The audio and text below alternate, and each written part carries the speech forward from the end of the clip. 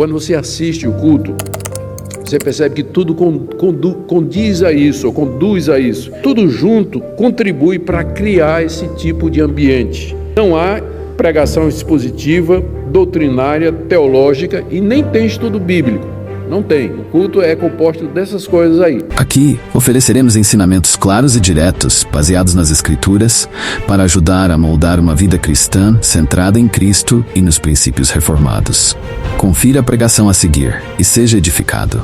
Na reunião de 1948, no tópico aos crentes, o Estatuto afirma literalmente: a palavra de Deus ensinada à sua igreja não é para ser discutida, porém obedecida. Só assim se honra ao Senhor. Ou seja, o membro da CCB, ele não pode questionar a interpretação que o profeta, o membro, se levanta e traz durante o culto para a igreja. Ele tem que receber aquilo, porque eles acreditam em revelação direta da parte de Deus, então é Deus falando. Então você não pode questionar o que é dito.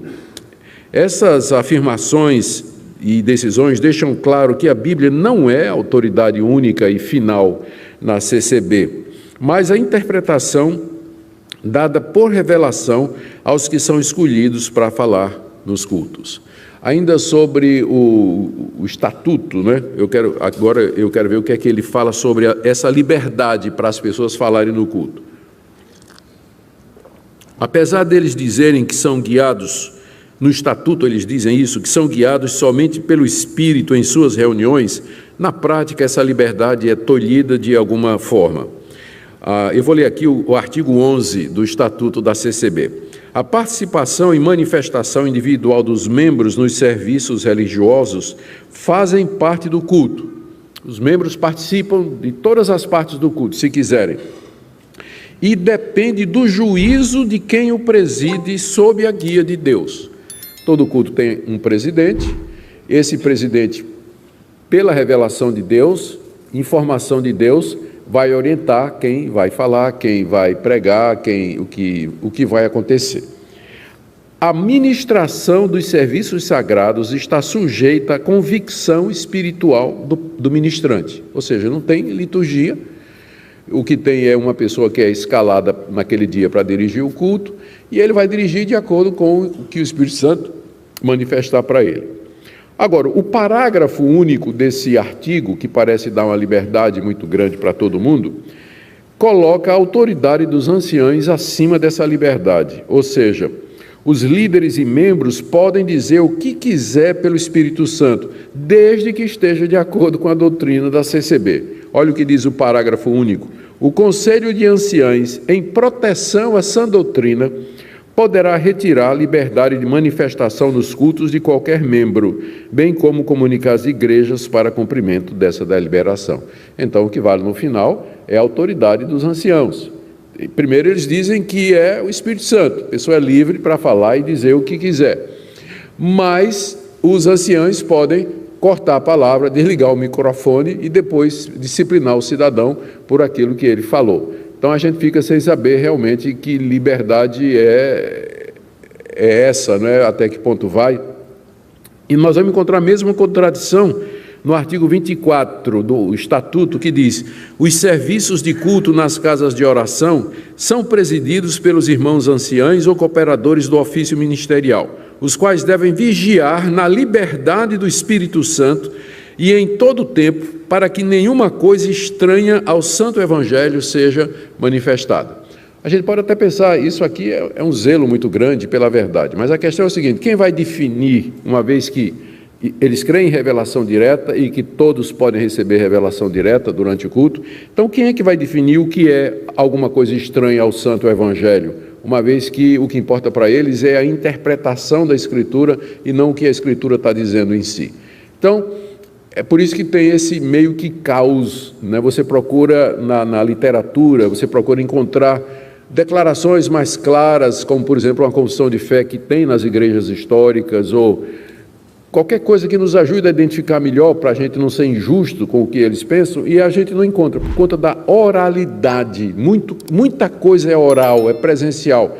A ênfase deles é nisso. Então fica difícil a gente, às vezes, colocar a mão e dizer é exatamente isso que eles estão falando. Por isso, aparentemente, todos são livres para falar durante o culto, segundo o que o Espírito revelar. Mas não é isso que acontece na prática quando você começa a assistir, por exemplo, os vídeos dos cultos e ver como os cultos permanecem. Você vê claramente a prioridade dos anciãos mais antigos que porventura estejam atendendo o culto. Conforme se pode ver pelos cultos online, irmãos simples não se levantam dos bancos para pregar na frente dos anciãos mais antigos. Então o Espírito Santo, todo mundo é livre para falar, desde que seja ancião e ancião antigo. Se tiver um ancião antigo lá, os membros da igreja, aparentemente, vão dar prioridade para ele falar, não é? Então, a gente não entende direito o que é que eles querem dizer com a liberdade no culto. Agora, deixe-me falar mais um pouquinho. A terceira coisa é sobre o sistema de governo da CCB. Conforme o estatuto, os anciãos e diáconos que governam a denominação são ordenados por imposição de mãos. É o artigo 23 do estatuto. Olha a sequência. Primeiro, existe uma revelação do Espírito Santo quanto a quem será consagrado ancião, diácono ou cooperador. Para você se tornar um ancião, um diácono, um cooperador, alguém precisa receber uma revelação do Espírito Santo de que é você a pessoa para ocupar aquele cargo. Essa revelação que alguém recebe de que fulano de tal é para ser ancião, diácono ou cooperador, tem que ser confirmada pelos anciãos já existentes, para que a pessoa seja ordenada ou apresentada. Ordenação é para os anciãos e diáconos, cooperadores, eles são apenas apresentados.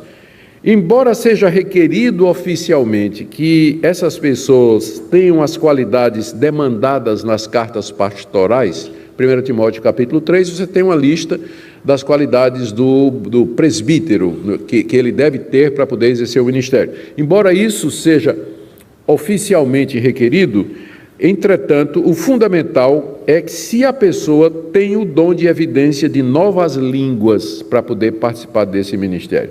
A pergunta é, você foi batizado com o Espírito Santo? Você fala em línguas? Porque senão ele não vai poder ocupar essas posições. A CCB declara ainda no artigo 17, no Estatuto, que nela não existe hierarquia. Está no Estatuto. Nós não temos hierarquia entre nós. Entretanto, o mesmo artigo prevê uma hierarquia baseada na antiguidade dos membros do ministério. Ou seja, os anciãos mais antigos, eles têm uma certa prioridade, autoridade quando eles estão presentes. Tanto é que um ancião mais antigo de uma região acaba se tornando o líder incontestável daquela região. No final, a CCB, como qualquer outra organização religiosa, não poderia funcionar se não tivesse uma cadeia de comando, uma linha hierárquica, e no caso dela é a antiguidade de posto. Antiguidade é posto. Os mais antigos, eles têm o primeiro lugar. Agora, deixe-me ir para outras crenças e práticas. Esses são os documentos oficiais. Agora, deixe-me ir para outras crenças e práticas não declaradas nesses documentos, mas que você encontra em decisões das assembleias, você encontra ouvindo os cultos, e alguma coisa que eu tirei aqui. Com relação às suas reuniões, a CCB acredita numa contínua revelação de Deus para conduzir o culto, que geralmente é composto de abertura, hino, oração, liberdade da testemunhança, é um termo que eles usam para dar liberdade aos membros, para falar no Espírito sobre o que Deus tem feito com eles, para encorajar outras pessoas a buscar essa mesma experiência. Testemunhança liberdade de testemunhança e a pregação da palavra. Supostamente, todos os que vão participar são escolhidos por Deus ali mesmo para ler a palavra, pregar, testemunhar e pedir um hino. As mulheres devem cobrir a cabeça quando orarem, no culto ou em casa. A mulher, para orar, ela tem que cobrir a cabeça com véu. Elas não podem ocupar cargos de liderança, nem participar do conselho, embora exerçam um papel importante na vida das igrejas locais. Outra peculiaridade da CCB é o beijo santo, ósculo santo, ou saudação com ósculo, onde os membros se cumprimentam com um beijo na bochecha. Eles acreditam estar seguindo o que Paulo ensina no final de suas cartas, Romanos 16:16, 1 Coríntios 16:20, etc. Em resumo, o culto para os membros da CCB deve ser um encontro presencial dos irmãos, num ambiente carregado de espiritualidade, onde experiências estáticas acontecem, especialmente através de profecias, através das quais Deus fala diretamente ao povo. Quando você assiste o culto, você percebe que tudo condiz a isso, ou conduz a isso. A pregação, a orquestra, a postura, a entonação de voz do pregador, o povo dando glória, tudo junto contribui para criar esse tipo de ambiente. Não há pregação expositiva, doutrinária, teológica e nem tem estudo bíblico. Não tem. O culto é composto dessas coisas aí, né?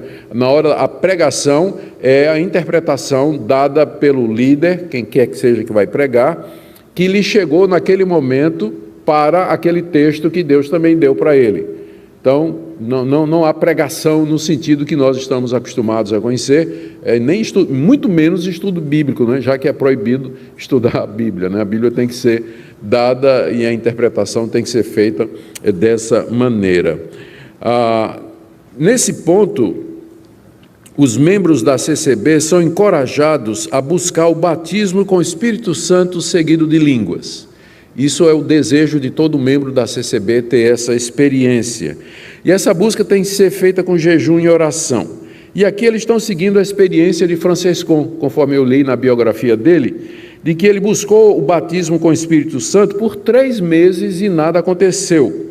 E chegou então à conclusão de que ele deveria ser o pior dos pecadores, já que Deus não deu a ele essa experiência. Depois ele teve, não é? Então, até hoje é uma crença viva dentro da CCB que se alguém não recebeu o Espírito Santo, falou em línguas, né, como prova, é porque não mereceu, precisa orar mais, jejuar mais, agonizar mais, porque o dom de Deus tem um preço, fecha aspas. O dom de Deus tem um preço, que é um jargão muito usado na CCB até o dia de hoje. A CCB não prega a guarda de um dia específico como sagrado, nem domingo, nem sábado, nem outro, e orienta seus membros a se absterem de festividades ou comemorações religiosas, como Natal, por exemplo. A CCB não proíbe os membros de celebrarem Natal e outras festas do calendário religioso. Ela não utiliza meios de publicidade para disseminar sua doutrina e princípios de fé. A CCB não usa rede social, não usava panfleto, folhetos para distribuição, não tinha programa na televisão. A pandemia mudou isso um pouco, porque agora eles têm um site somente, que é o site oficial. Você pode entrar na internet, no YouTube, e procurar Igreja Presbiteriana, você vai encontrar centenas. Mas CCB só tem um site oficial, que é o culto, se não me engano, que é transmitido lá no Brás ou em outros locais que são escolhidos, não é? Então eles mantêm a coisa bem focada ali. A ceia do Senhor é celebrada anualmente, uma vez por ano. Inicialmente era celebrada com cálice único. Era um cálice cheio de, não sei se vinho, acho que não, né? Deve ser suco de uva. E aí o cálice era passado de pessoa em pessoa, né? Cada um bebia um pouco. Eu me lembro quando eu fui pastor na igreja, só um parênteses aqui, para beber água, né? A garganta está. Quando eu fui pastorear a Igreja Evangélica Suíça de São Paulo. É uma igreja evangélica na doutrina, a confissão de fé deles é filha da confissão de fé de Westminster, mas eles têm suas peculiaridades. E eu estranhei muito a ceia, porque a ceia era cálice único, um cálice desse tamanho assim, e que ia passando, e que o diácono, né? O diácono ia passando, a pessoa bebia, e o diácono limpava com um lenço de linho, né? Próxima pessoa, lenço de linho, tomava e limpava, né? Aí eu olhei quando um dia, a gente celebrando a ceia desse jeito, né, que eu tinha que seguir os costumes, eu olhei e vi uma senhora de uns 90 anos tomando e babando pelo canto da boca. Tem que mudar isso aí, não vai dar certo, né?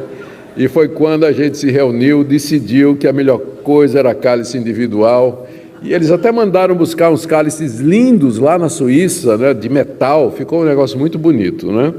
Muito bem, mas na CCB era cálice individual, aliás, cálice único, mas durante a pandemia, um ancião recebeu uma revelação de que teriam que usar cálices individuais, coincidindo com as determinações sanitárias, não é?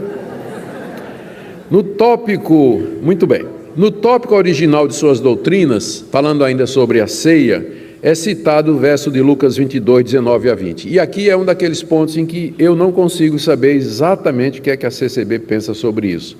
Porque, embora lá no Estatuto está dizendo que a ceia é em memória, há histórias, gente com quem eu conversei, alguma coisa que encontrei na internet, de que a CCB parece acreditar em alguma forma de transubstanciação, que os elementos que são usados no culto, eles têm um poder inerente, mágico, por assim. Mágico não é a palavra que é justo usar, mas eles ficam cheios de poder espiritual. Então, muitos têm a prática de enterrar os elementos, terminou a ceia, sobrou pão, sobrou cálice, então é derramado, é disposto, né, de alguma forma, e o pão é enterrado, Eles afirmam que quem morre após a ceia está limpo de seus pecados e vai para o céu.